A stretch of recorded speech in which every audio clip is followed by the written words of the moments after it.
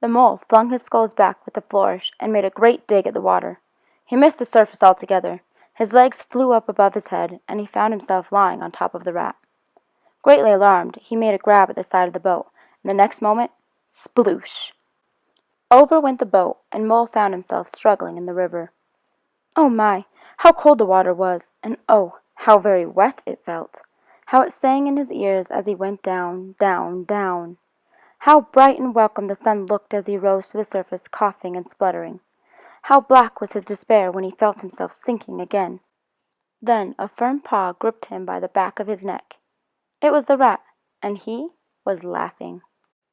The rat got hold of a skull and shoved it under the mole's arm.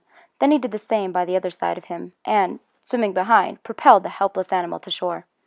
When the rat had rubbed him down and wrung some of the wet out of him, he said, "Now then, old fellow, trot up and down till you're warm and dry again, while I dive for the luncheon basket."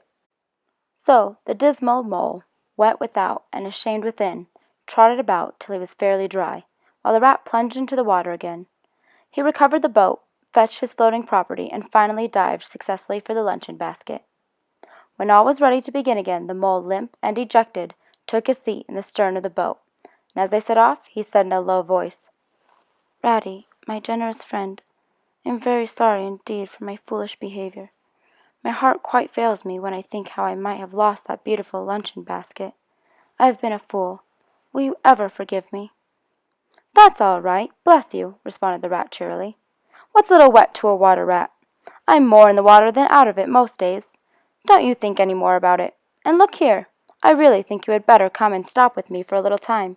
My home is very plain and rough, but I am sure I can make you comfortable. And I'll teach you to row and to swim." The mole was so touched by his kindness that he had to brush away a tear. But the rat kindly looked in another direction, and before long the mole's spirits revived again.